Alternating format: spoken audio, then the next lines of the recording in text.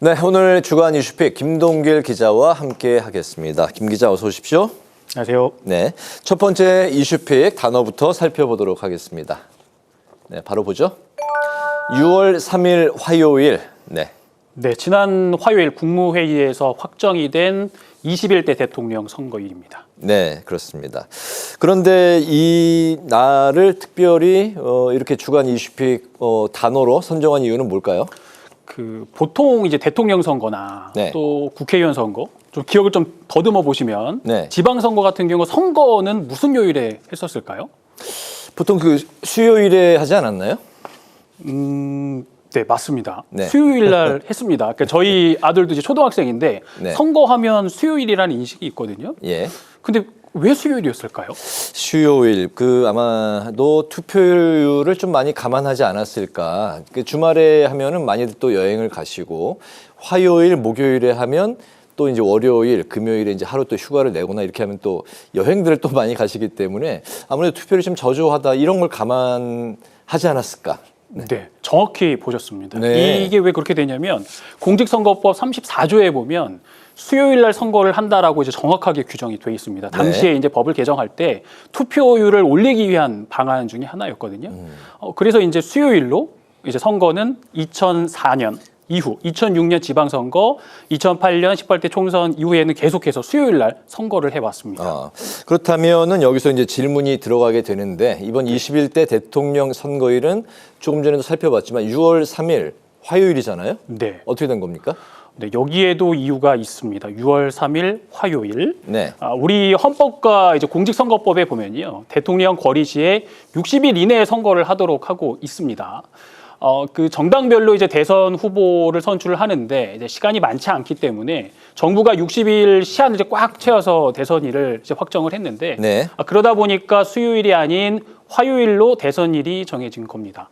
이제 6월 3일 대선까지는 오늘로 이제 53일이 남았는데요. 공개된 장소에서 연설 등을 하고 또 주변에서 선거 로고송이 들리는 이제 선거 분위기가 나는 공식 선거 운동 기간이 다음 달 12일부터 시작이 됩니다. 이때부터는 이제 선거 분위기가 좀 더 많이 날 것 같은데요. 네. 이 선거 운동은 선거 전일인 2일까지 22일간 진행이 되고요. 본격적인 투표는 20일부터 이제 제외 투표가 시작되면서 시작이 되는데 저희들이 좀 집중해서 봐야 될, 기억해야 될 날짜는 사전 투표는 29일, 30일 이틀간 진행이 되고 본 선거일은 6월 3일 화요일이 됩니다. 그렇군요. 6월 3일 화요일 그 지정의 의미까지 살펴봤고 다음 두 번째 이슈픽 살펴보겠습니다. 대선 개헌 동시투표. 네, 이번 한 주 시작과 함께 우원식 국회의장이 쏘아 올린 네. 대선 개헌 동시투표 아주 뜨거운 감자였습니다. 네, 말씀하신 대로 우 의장이 제안을 했었고 또 철회까지 했었네요. 네, 이 내용을 좀 정리 좀 해드리려고 하는데요. 우 의장이 지난 주일 대국민 담화를 통해서 이번 대통령 선거에서 개헌 국민투표도 함께 진행하자고 제안을 합니다.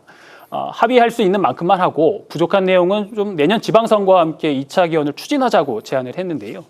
국민의힘은 여기에 대해서 찬성의 입장을 밝혔지만 원내 일당이죠. 민주당에서 이제 반발이 나왔습니다. 개헌이 필요하지만 내란 종식이 먼저다라는 입장이었고요.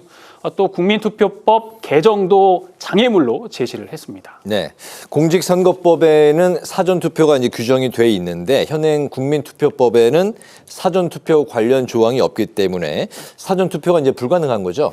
네, 그렇습니다. 그러니까 사전투표일에 투표를 하면 개헌 투표를 할 수가 없는 상황이거든요. 그렇죠. 이렇게 되면 이제 투표율에 문제가 생깁니다. 20대 이 대선의 투표율을 보면요. 전체 투표율이 77%였는데요. 사전 투표율을 보니까 36.9%나 됐습니다. 다시 네. 말하면 이 개헌을 위해서는 과반수의 투표와 또 투표자 과반수의 찬성이 필요한 부분이 있는데 사전 투표에 국민 투표를 할 수 없다면 사실상 좀 힘들다는 전제가 통과시키기가 힘들다는 전제가 깔리고요. 네. 여기에 또 헌법 불합치 판정을 받은 재외국민 투표 관련 조항도 개정을 해야 하고 이런 상황이 있었는데 한덕수 대통령 권한대행이 대통령 및 헌법재판관을 지명하면서 또 논란이 한번 또 일게 됩니다.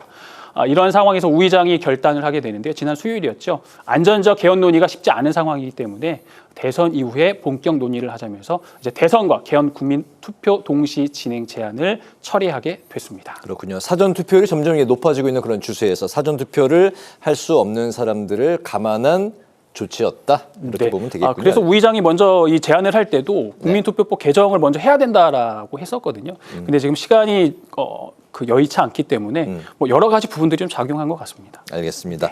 마지막 세 번째 키워드 살펴보죠. 김수현 방지법. 네, 이번 한 주는 뭐 대선 뭐 개헌 여러 가지 이슈들이 있었지만 그 중에서도 좀 짚고 넘어갔으면 좋겠다 싶어서 제가 선정을 해봤는데 배우 김수현 씨와 고 김세론 씨에 관련된 법을 한번 김수현 방지법으로 이슈픽으로 정해봤습니다. 그렇군요.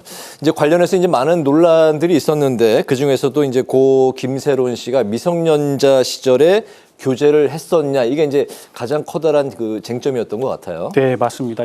그래서 이제 이와 관련된 내용이 국회 국민동의 청원에 올라왔습니다. 미성년자 대상 성범죄 기준 연령을 만 19세로 높여달라는 청원이었는데요. 지난 8일 5만 명 이상의 동의를 얻었고 국회 상임위로 회부가 됐습니다. 이제 상임위에서 이 청원에 대한 심사가 이루어질 텐데요. 청원인 이 씨는 이제 청원 취지에서 미성년자 의제 강간죄는 13세 이상 16세 미만의 아동만을 보호하기 때문에 법적으로 처벌할 수 없는 것이 현실이라고 지적을 했습니다. 그러면서 이제 미성년자 성범죄 기준 연령을 19세로 상향하고 형량도 보다 강화할 것을 요청을 했습니다. 네. 이 청원이라는 제도는요, 국민이 국가기관에 대해서 일정한 사안에 관한 또 자신의 의견이나 희망을 진술하는 것을 말하는데 국회 국민동의 청원은 안건이 30일 안에 5만 명의 동의를 얻을 경우에 국회 소관 상임위원회에서 회부해서 심의가 이루어집니다. 이 관련된 내용들은요, 국회 홈페이지 또는 검색 사이트에서 국민동의 청원을 치시면 관련 내용도 확인하실 수가 있습니다. 알겠습니다. 주간 이슈표의 김동길 기자와 함께했습니다. 말씀 잘 들었습니다. 고맙습니다.